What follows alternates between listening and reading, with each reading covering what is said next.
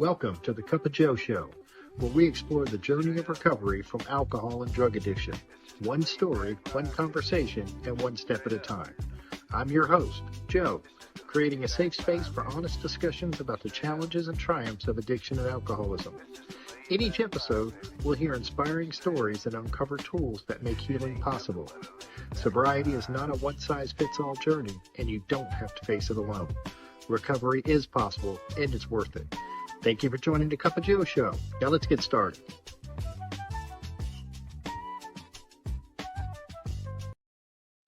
Hey, everybody. Welcome back to the Cup of Joe Show. I'm really excited to talk to Alex Z today.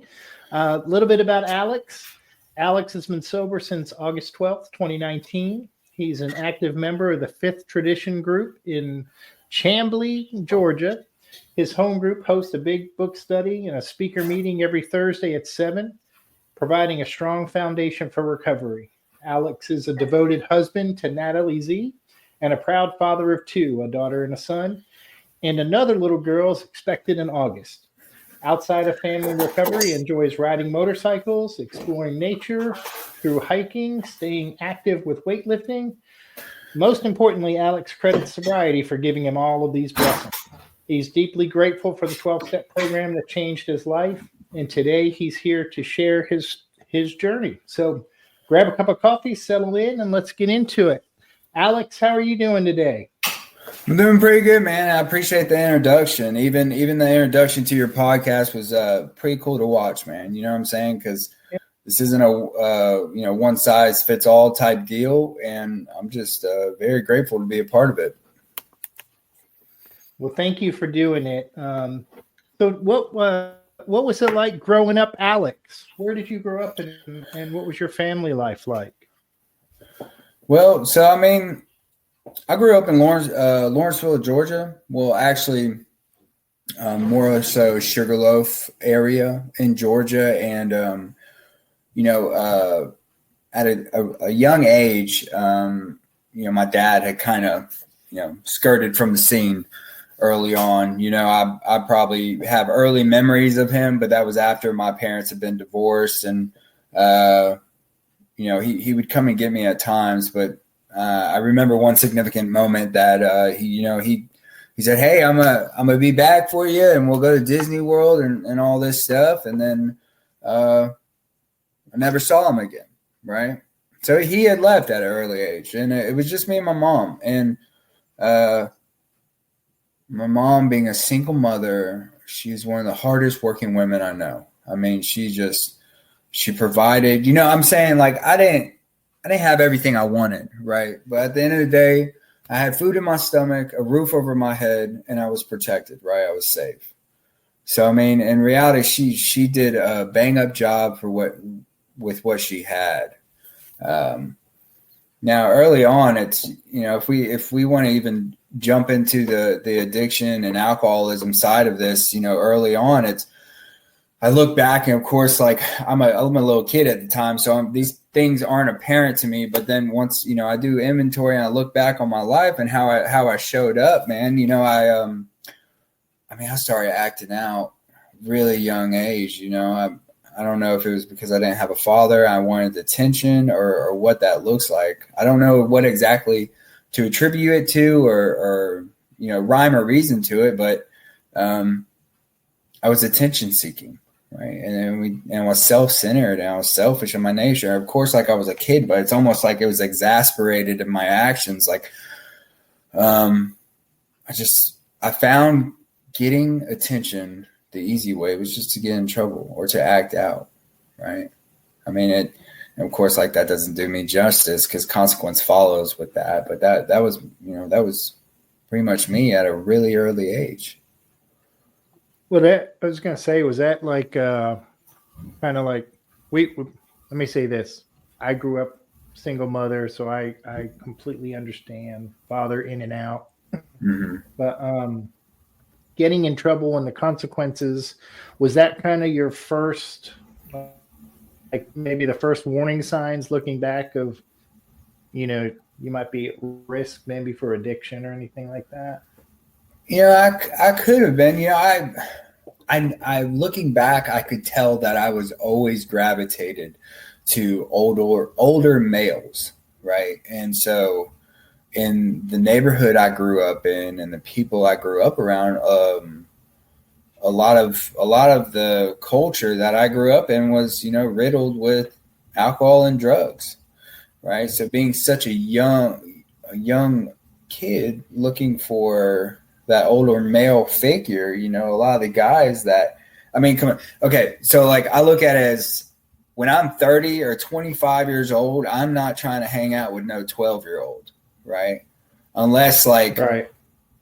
my values and my morals and my worth is dampened by, let's say, drugs or alcohol or some other circumstances like that. So like people, older males that would give me attention like that, most likely, and of course, like at least from my experience, they were affected by drugs and alcohol. And I'm sure if they weren't affected by that, their worth and their values and their morals probably be geared in a different direction, where they see a 12-year-old trying to hang out or a 13-year-old and be like, that's probably bad news. I'd probably let that kid go be with kids and not try to, hang out with them. Yeah. How old were you when you took your first drink, Alex? Oh man. So like, my experience or, what I dealt with was mind altering substances as a whole. The first thing I tried was weed. Right. And we talk about this bad boy mentality or wanting this attention. And of course, like getting in trouble, seeking attention when you get to a certain age, like I'm sure modern America today, you're going to run into drugs and anywhere really. Really anywhere in the world. You at some point around 13, 14, 15, 16, you're going to run into drugs and alcohol. And that's why they start bringing in these classes of drug usage prevention or drug classes to kind of, give some education to the kids. But I had that class and they were like, hey, don't do this. And I was intrigued. My senses went off like I should try that. So, go back to your question, at 13 years old, 12 years old,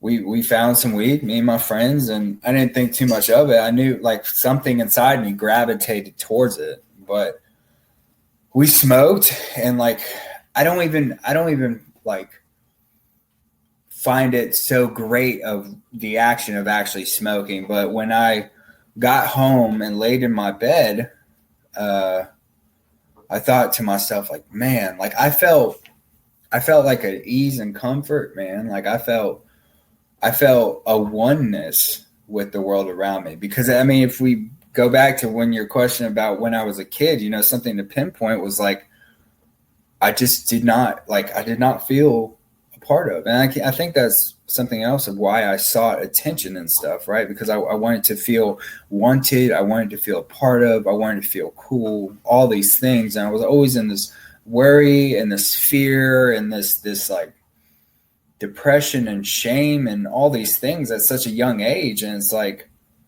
I didn't know a healthy way of coping with them, or I didn't come across someone to show me a healthy way of coping with them. Right. So when I did take that first smoke, it was like, man, this is awesome. Like I want to do this forever, and not only this, but anything that's going to make me like have the same effects that this does.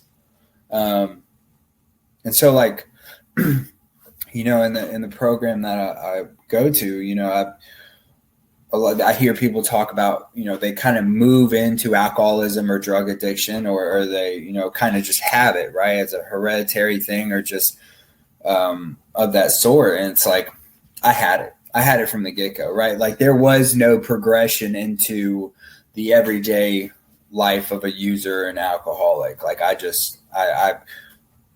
had a little taste of marijuana that first time. I was like, okay, let's go for it. And, if we want to talk about drinking too, the first time I finally had the opportunity to drink, I was 14 years old. And I mean, there was no just sipping, right? Like there was no lines drawn or, any thought around maybe I shouldn't do this, right? Like poured 4 shots of liquor, took them all down. I mean, a 14-year-old probably, I don't even think I weighed 100 pounds, man, drinking that much alcohol, and then like instantly blackout, wake up the next day with like just the biggest headache and not knowing what I did and wanting to do it again.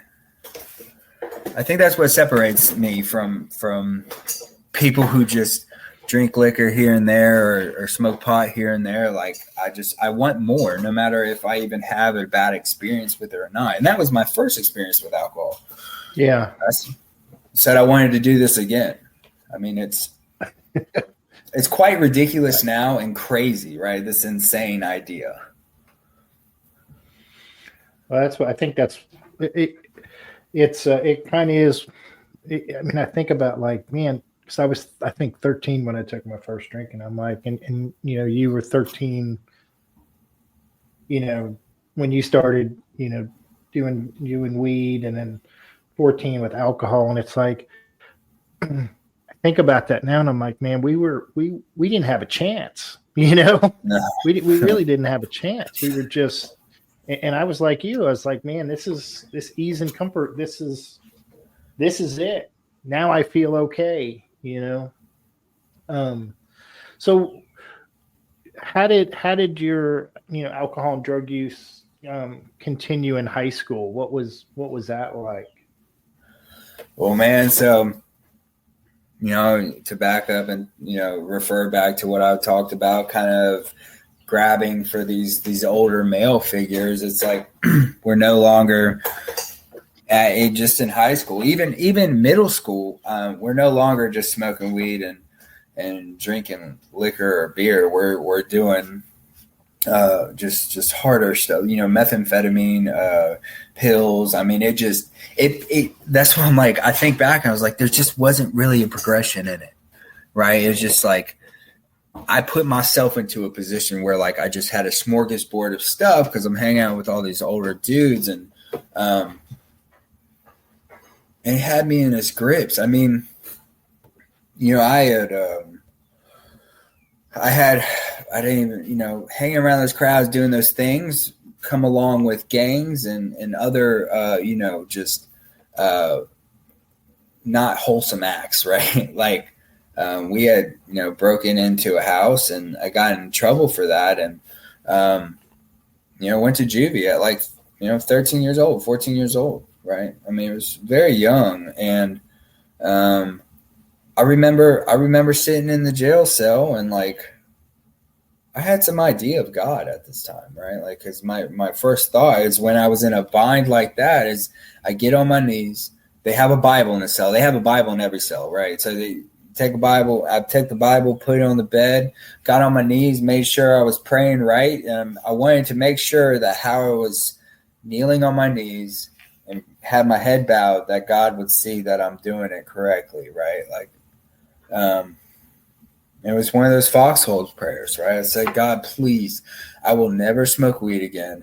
I'll never do any of this stuff again. Just please let me out of here. And then I get out on house arrest, and I'm smoking weed and, drinking or, all these things. And it's like, what happened? What happened with that prayer of desperation that I just, not too long ago? Like, I'm not even thinking about that. That's not even a thought. And this happens numerous times, even through high school. I mean, I'm just not able to keep it together, man. I mean, I cannot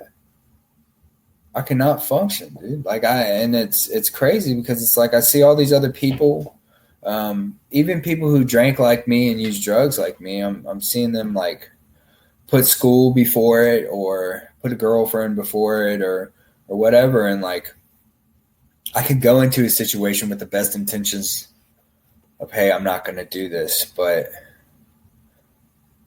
I mean, 9 times out of 10, I always cross over that line.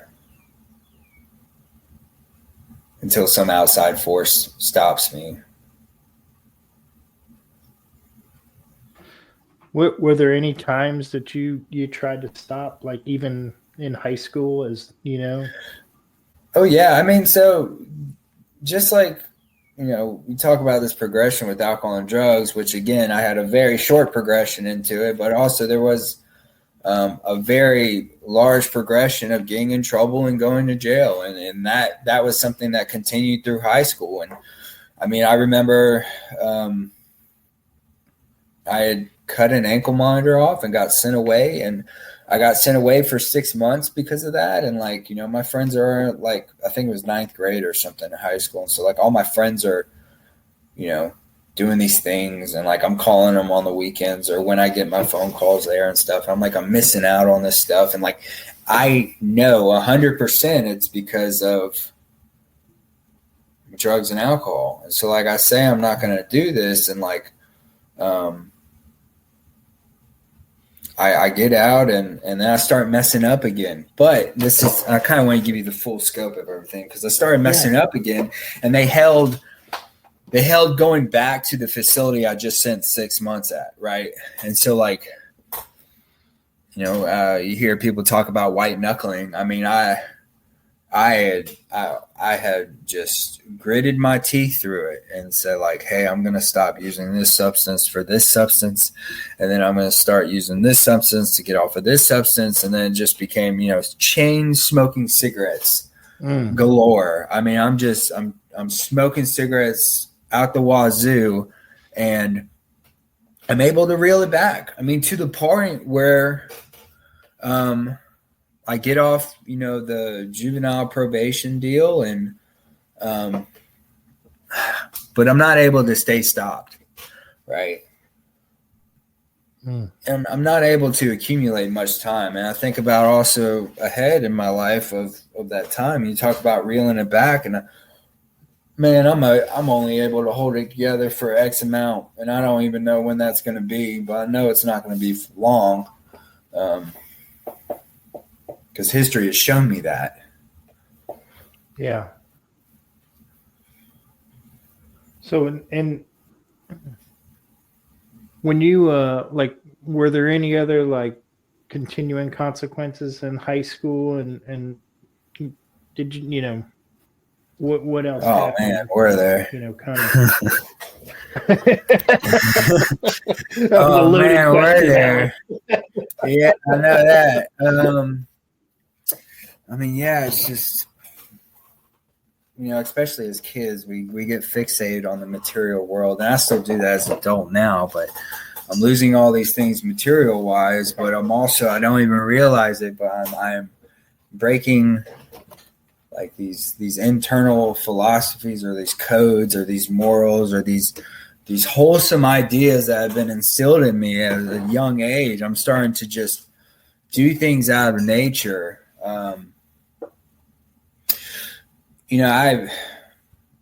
If we want to talk about high school, man, like I finally got like, I'm just smoking weed. So I'm trying to manage, right? Like I'm just like, I'm going to stay away from all the hard stuff.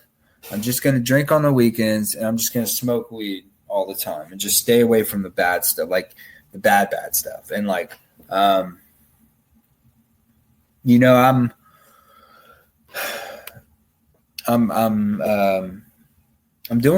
managing well. Like I'm doing well in school, and I get my act together in senior year, and like, but also like I got this bad boy mentality, and like the older crowd like was like, hey, we have all this weed, why don't you sell some for us, yada yada yada.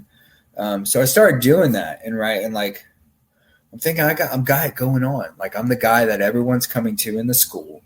I'm making straight A's, right? A's and B's. I'm cool with all the cheerleaders and the football players, basketball players. The teachers love, all this stuff. And then one day, the police come to my house, and they arrest me, my mom, and my stepdad, right? They take my dog to the pound. I mean, we're all locked up. And and we're sitting in the jail cell, man, and it's another one of these foxhole prayers. My dad, like me and my dad are sitting there, and then like the county jail that I went to, they have women being processed across the hall. So all the men are up on the glass hooting and hollering at the women. And I didn't really think much of it. But then it really struck me when it's my mom gets walked out to be processed. And I see all these men up on the glass hooting and hollering at her. And I just break down the hardest sob ever. I mean, I was literally the description best fits of like weeping, right? Like I was weeping with sorrow. My dad's trying to comfort me, and again, I'm telling myself foxhole prayer. I'm like, God, I will never do this again. Just please get me out of this. Please don't put my family through this. And and man, I mean, we all get bailed out. Then, you know, my dad gets bailed out, my mom gets bailed out. They bailed me out, and I get home and the house is ransacked like a tornado, and I'm just feeling all the shame and guilt. And then like my friends come over to help me clean, and I'm like, okay, I have this little bit left, right? So we're just gonna do this, and then it's gonna be the end all be all, right? Like just one more time. And that happened at 17 years old, I suppose. 16, 17. Yeah, 17 years old. So, I mean, that one more time turned into 9 more years.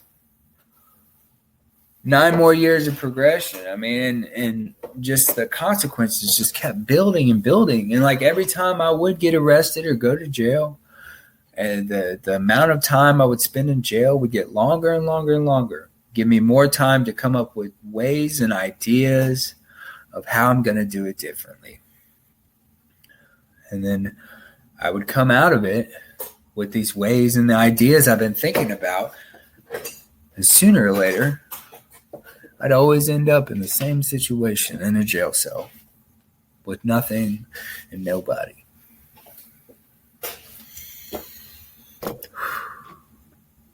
Was there a time when you realized I really need some help? I mean, it's, you know, I talked about there was not much progression for me. So yes, there was many times that I said I needed help, right? But my footsteps did not show that I was completely defeated. You know, I'd reach out for help, and a lot of times it'd be backed by like trying to get out of court sentencing, or try to please my mother, or like all these other outside circumstances would dictate me reaching out for help.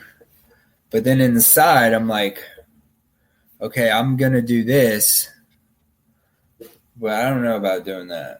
You know, like I got introduced to AA when I was 13 years old, man.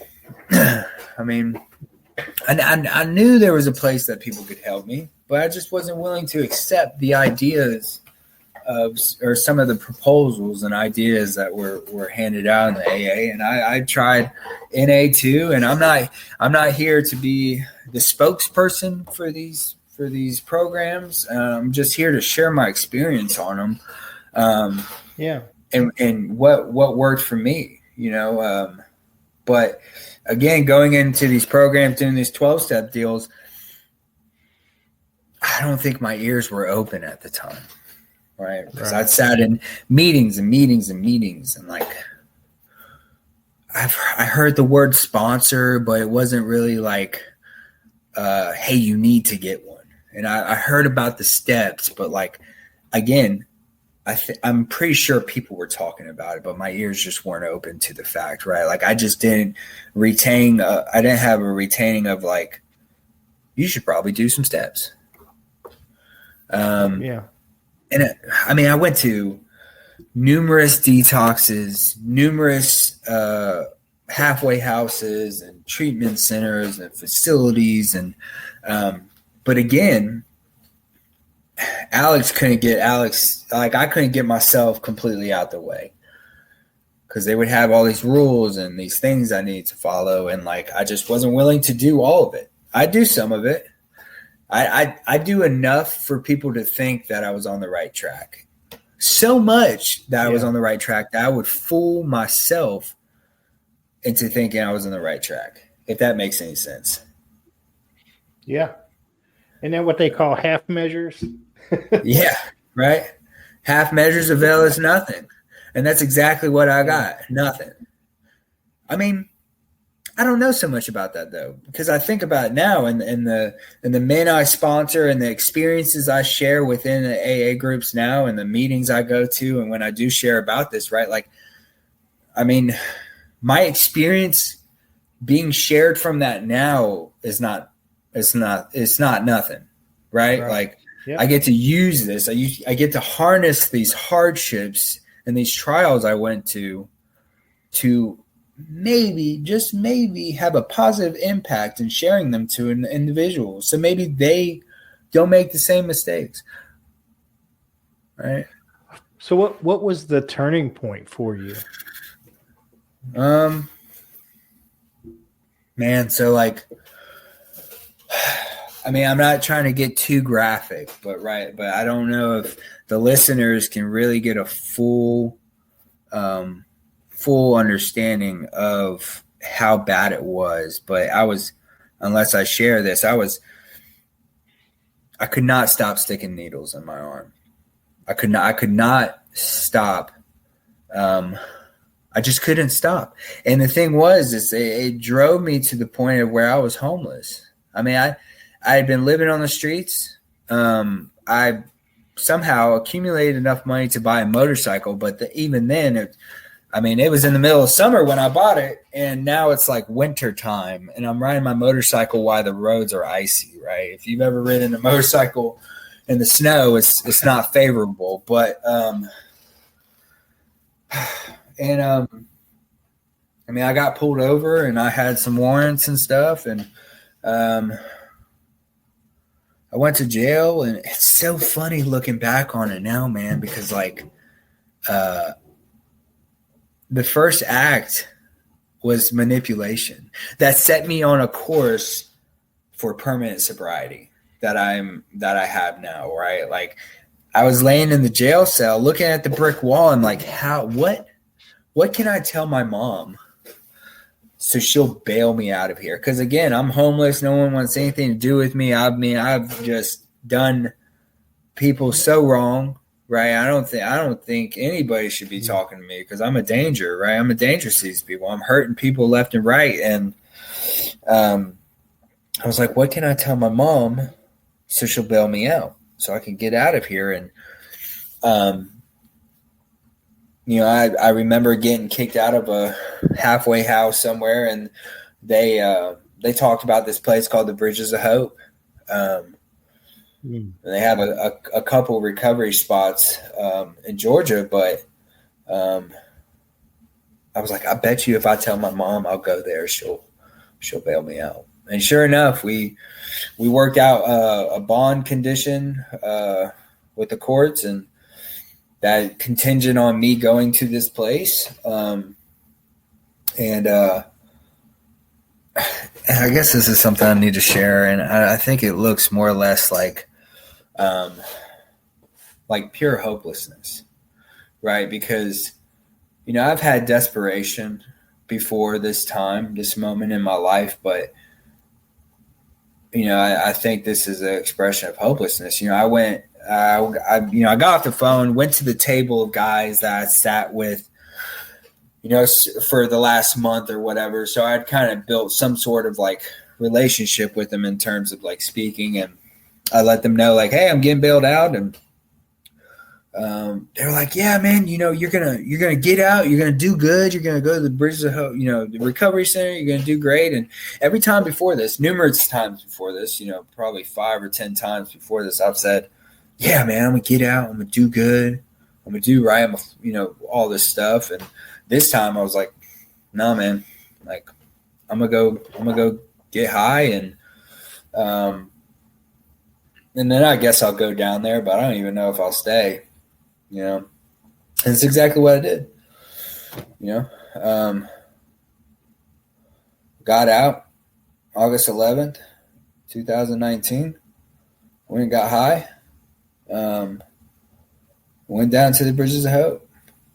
And, you know, man, when I got there, well, I think I need to share this as well because it's going to have some importance here in a second. You know, in this time, because we talked about could you ever reel it back? And, you know, when I got out of prison, when I was, 19 years old, I told myself I'm getting bad off again. I'm like, okay, if I just get a group of friends that don't do the stuff I do, I can, maybe they just smoke weed or take a little acid. What, like hippie girls, they're all about peace and love and harmony. I'm like, okay, I can hang out with them. They're not trying to like kill me in my sleep and steal all my stuff, and because those are the type of people I was hanging around. And in that, I met a wonderful woman. Her name was Caleb.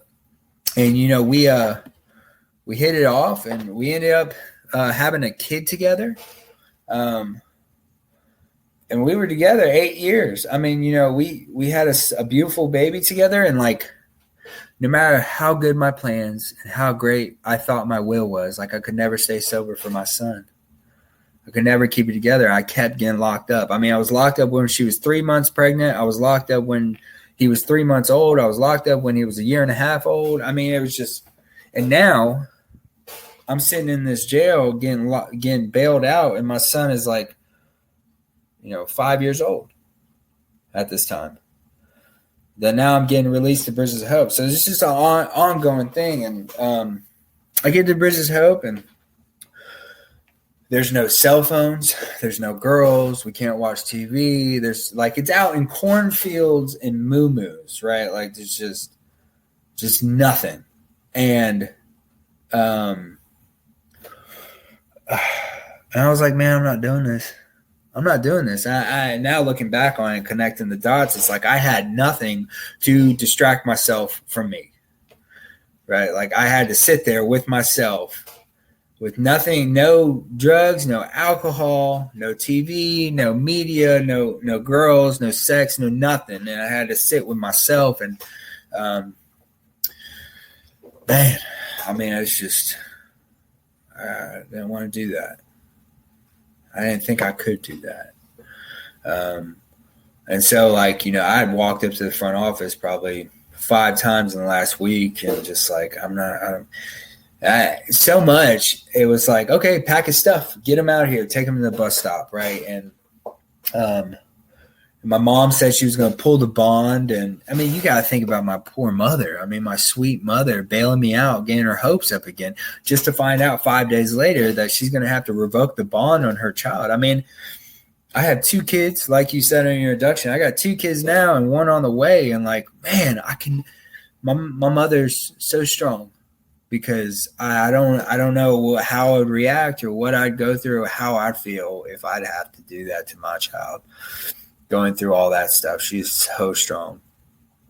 And so as I'm just in tears, and I just storm out of the office, and I go and I sit under this oak tree.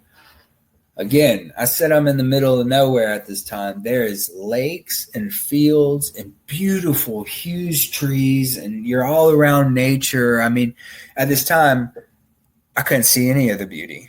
Right. I was so caught up in myself and all my pity and shame and guilt and, all that like I couldn't see the beauty of what was around me. I was sitting there under the oak tree, man. And,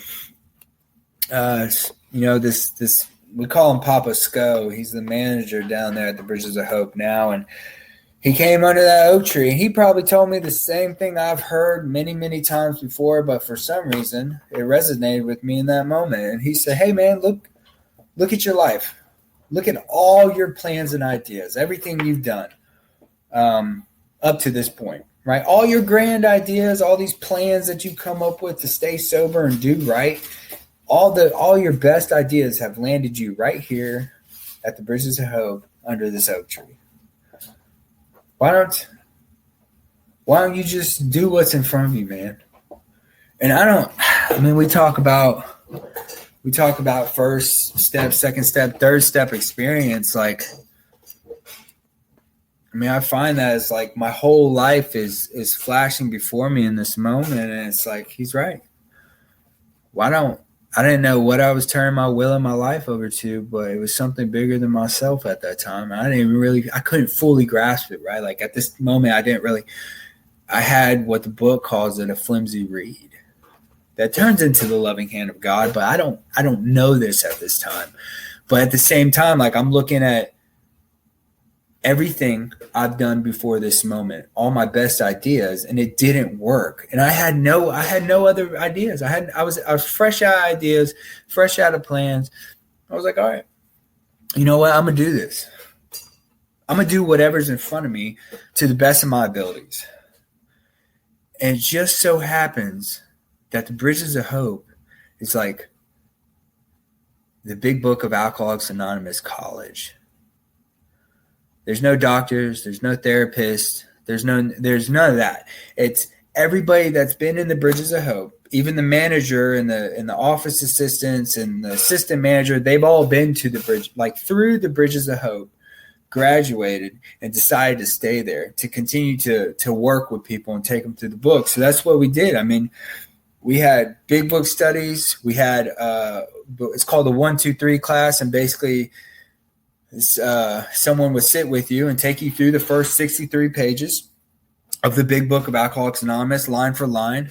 We do workshops on steps 4 through 12. You know, you get a home pass at 90 days, but by 90 days, you should be done with your 5th step, gone through 6 and 7, major list. And so by the time you get your 90-day home pass, the sole purpose for you to make that pass is to go make amends, right? We talk about clearing up the wreckage of the past.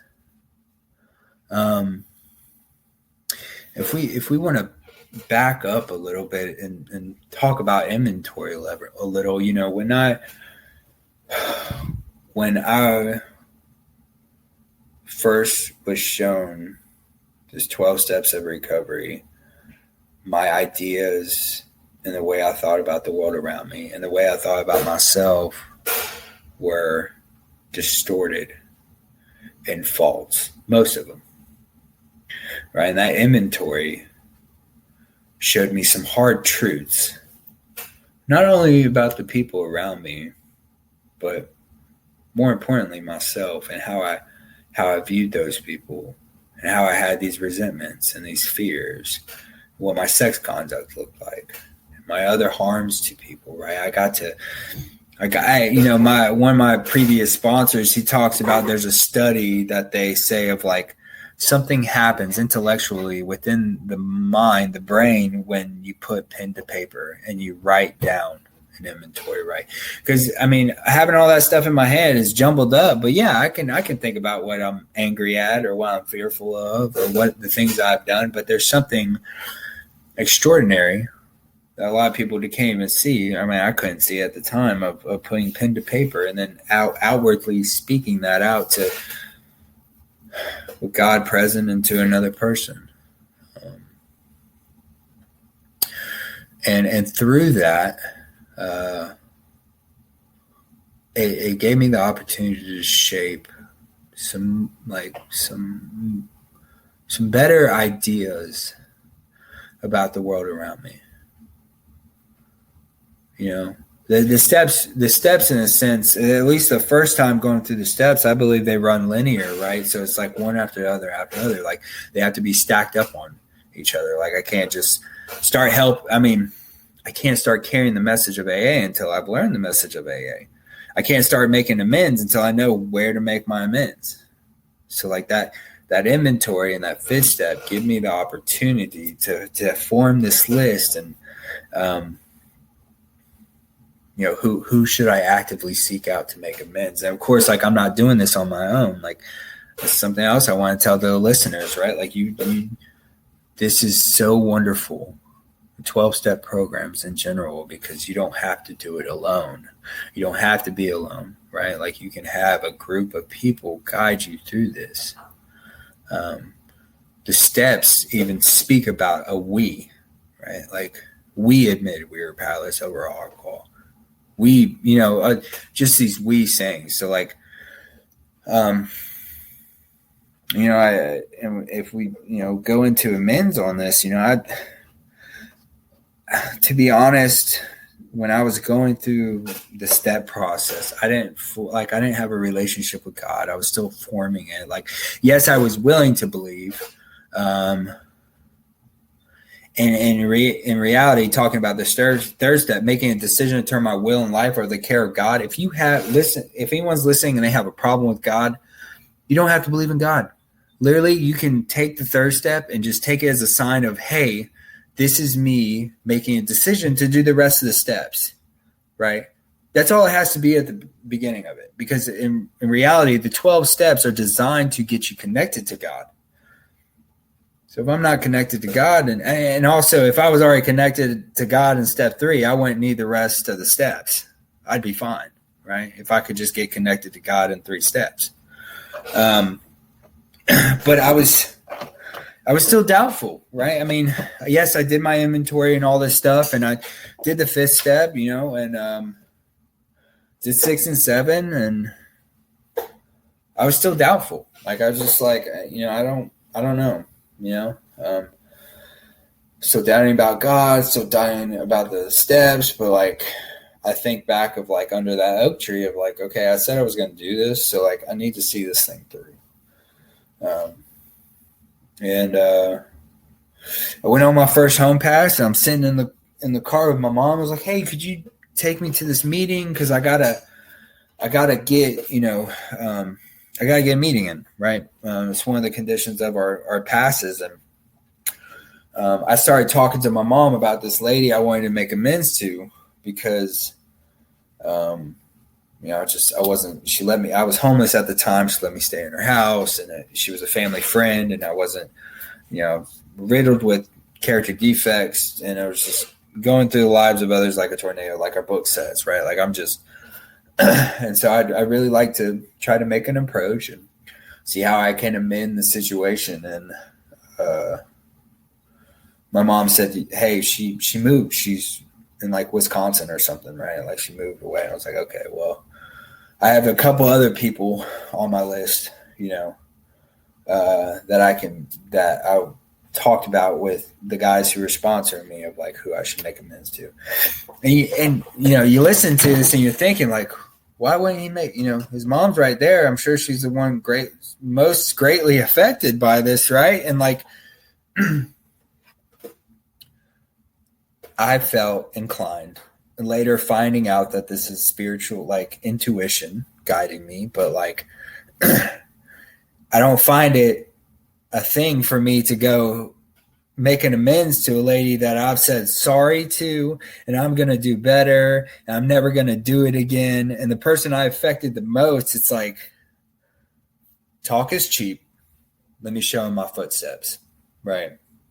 And I eventually did make a formal amends to my mother. I waited till I got my first year.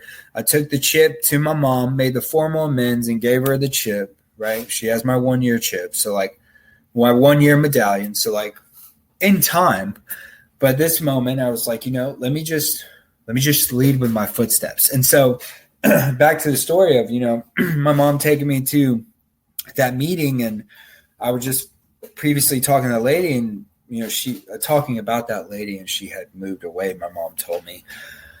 So I got to the meeting early, and so like I went over to this Goodwill and this thrift store and stuff, and just like looking around, you know, wasting time. And so I walk out and I start walking towards the meeting, and lo and behold, walking out of that thrift store is the same lady that's supposed to be moved up to Wisconsin. She was down visiting her daughter that weekend.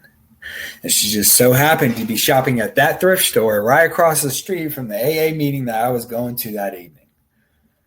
So like,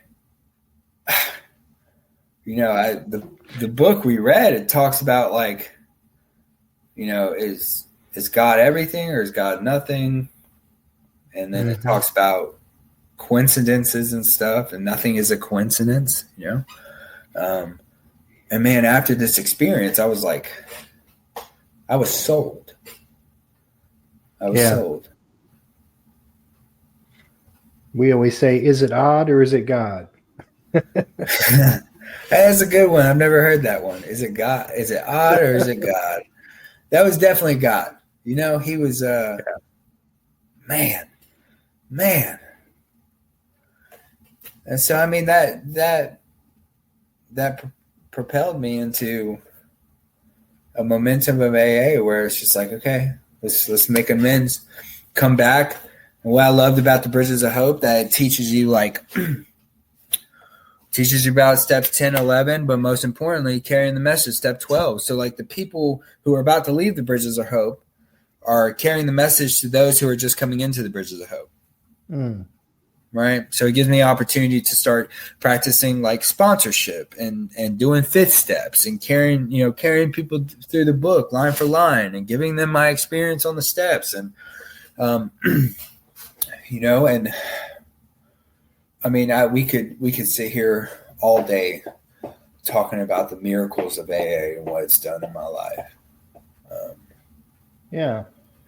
Well, what are some of the best things that have happened to you since you've been sober? Man, I do want to, and this isn't the best thing, right? But like looking back on it, it's like I am so grateful for AA, right? Because I leave the Bridges of Hope. Long story short, the mother of my child, or our child, our son, my roommate starts drinking. She gets out of jail. She comes and sees me. I give her a birthday present. We spend some time together. I tell her I can't be with her because she's still doing the things. And then the next day I get a call from her roommate, and her roommate told me she had overdosed and died. She had passed away, right? And it's not a time for sorrow or to feel sad. Because we've already, the time has come and passed, and now it's to be thankful for AA and to also carry this message to other people of like, hey, just because something horrible happens doesn't mean you have to get drunk or high over it.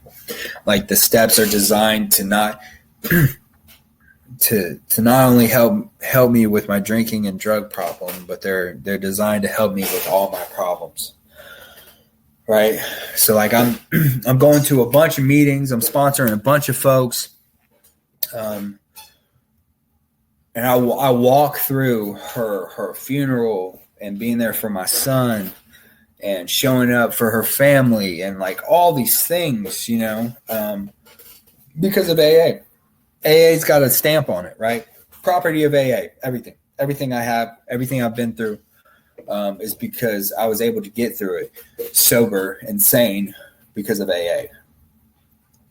And I'm not perfect. I mean, I had 2 years sober, and I was just like acting out and sex, having sex defects crop up, and but continue to do the process, right? Like things start to become objectionable, but still in my mind, I'm thinking, I'm never going to love I've lost this love, with Kayla dying, and I don't think I'm ever going to be able to have a healthy and happy relationship with another woman again. Lo and behold, I go on a spiritual retreat 2.5 years ago, and I meet a girl there.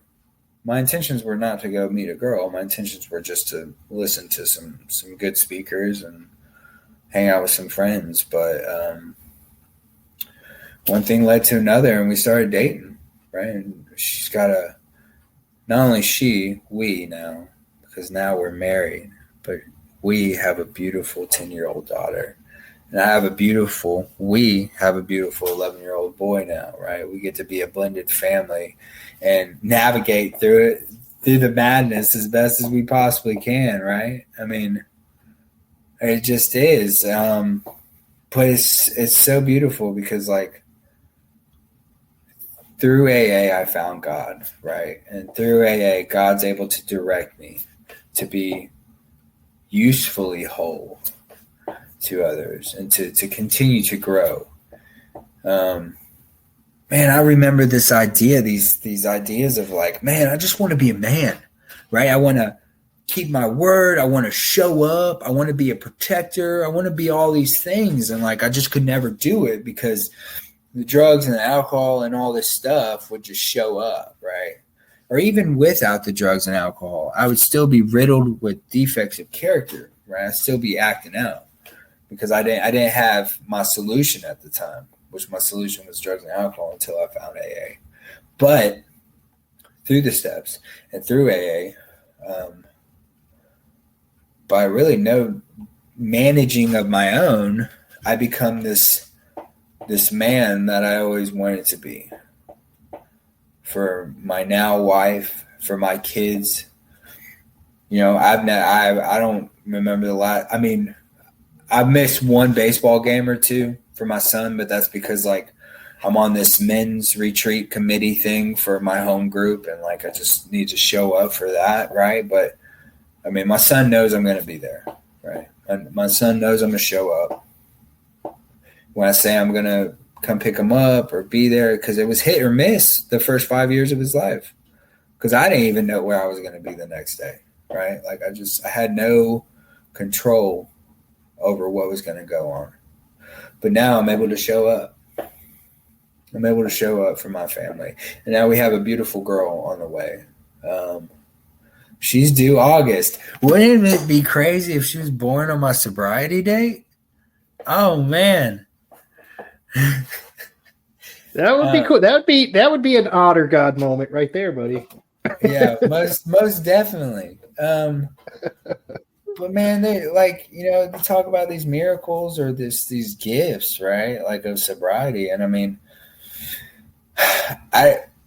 when my house got raided, I dropped out of school, right? Like I was 12th grade, straight A's. And like because my parents and we were all on the mugshot online deal. And like, I just kept getting all this stuff from friends about it.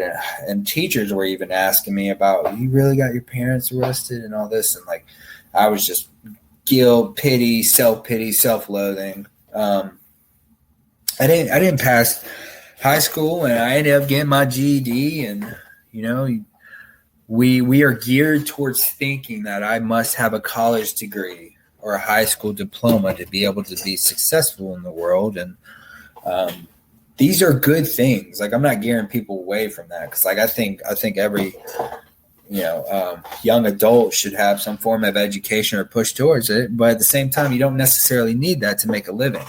And like when I got out of the Bridges of Hope, I didn't have an idea of what I was going to do. Didn't have a job set up, didn't have any of these things. But through no doing of mine again, I take a little action here and there. When something's indicated, I take a step, right? Or I do this or I do that. And now I love, like, you know, you said in my introduction, I love nature. Well, I get to be a account management for a landscaping group, right? And so a drug addict, alcoholic like me is now the face of like a pretty large company with multiple branches, right? Like I'm the first guy people, you know, our clients see, and I get to work with numbers, which I love math. And I get to do designs, and I do renderings and drawings, and I get to deal with plant material and stuff. And I get to talk with people, and I get to manage people, and it's crazy. And now all the guys that my counterparts in my industry that I've worked with, I've been much older than me, or they have college degrees or horticulture licenses and stuff like that. And I have some licenses that I picked up over the years and stuff, but man, this is just me doing AA, dude. Like this is just me doing the AA deal, taking small steps here and there, and God just placing me in a position where like I can be, you know, self-supporting, declining all outside contributions, right? Individually, and now, you know, as a partner to my wife, that's another beautiful thing, right? I mean, my sponsor and his wife, they do like a traditions thing for married couples. And so me and my wife got to integrate the traditions of AA into our marriage. right? And we get to use that. And I mean, she said she wasn't going to get with somebody in AA or that had a kid. And I'm both in AA and have a kid. So double whammy. But I think it's perfect. I think we fit perfectly together. Our wedding was so beautiful. Like having all these people there that like care and love you, and you care and love them too. It's miraculous, right? And I think back, I mean, August 11th, 2019, man, like I had nothing. I was going nowhere. Yeah. And it's just this beautiful thing that AA's got to put together, because I got out of the way and I just followed direction. Pretty cool stuff. Pretty cool stuff. It is, isn't it? What would you say to someone who might be listening who feels like they're beyond hope? Oh, man. That's why I tell my sponsees, man, don't give up. If you're still breathing, that means that there's a chance. That means you still got a chance and man, I talked about that fifth step, right? Like my ideas and all these things were so distorted, and like the way I felt about myself and the way I looked at the world around me, it's like I practically gave up too. But man, you got to try. If you're still breathing, that means that God has plans for you. Something wonderful, right? You know, get to a meeting or seek some help or ask for help. I'm sure you ask enough, someone's going to put their hand out for you. True story. Thank you so much, Alex. And I really appreciate you sharing your experience and strength and hope. But I can't let you go without asking you our rapid fire questions. So I hope you're ready. Here we go. No pressure. No pressure. What is your favorite recovery slogan? I am responsible. When anyone anywhere reaches out for help, I want the hand of AA to always be there. And for that, I'm responsible. I don't know if that's a slogan, but that's kind of what I live by. Sounds slogan-y to me. What is your least favorite recovery slogan? Meeting makers make it. What do you think is your sobriety superpower? Oh man, patience. I think me and my wife talk about, I mean, because we're one entity in the eyes of God. So we talk about recovery, talk about our sponsees, and like, you know, I'm a little bit more patient with my sponsees than she is. But then again, like, I don't know, she's had more success with hers too. So that says something about that. But I don't know, I'm pretty patient and empathetic. If you could say one thing to your former self, what would it be? Oh, man. Just hold on, because everything you're going through right now is going to be used for the greater good later on. What song do you play to lift your spirits when you need a boost?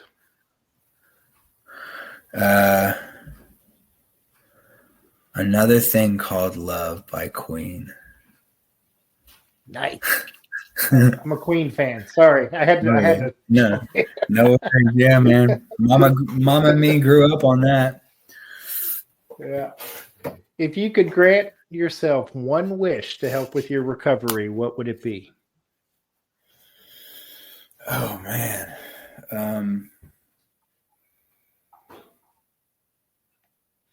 Give me the opportunity to help more people.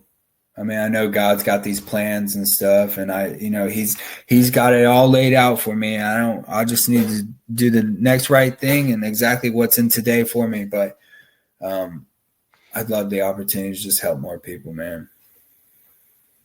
That'd be my wish. What step do you love the most? Oh gosh. I mean, that's more like a love-hate, right? Like, I mean, because usually like the most the greatest growth comes with the most uncomfortability, right? And uneasiness, and like the things that show me the truth about myself. But that's hard, man. I'm stuck between like step 11 and 12, man. I like the prayer and meditation is super useful, and the reflection on itself is so beneficial. But at the same time, like there's nothing more that keeps me accountable than working with a sponsee, right? How am I going to ask an individual to do something when I'm not doing it, right? Or when I'm not, it keeps me in line and shows me new stuff about myself every time. So what step do you love the least?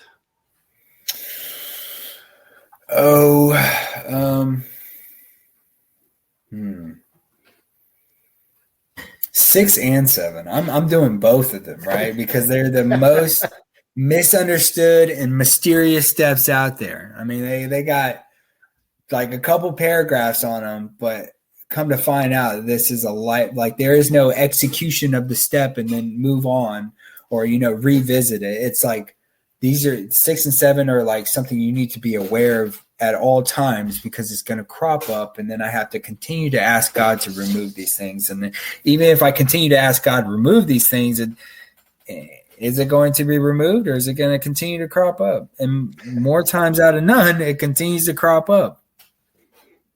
Fair enough. Mm-hmm. What is your favorite curse word? Oh God, fuck. Probably, yeah. Yeah, probably so. I hear you. And if heaven exists, what would you like to hear God say when you arrive at the pearly gates?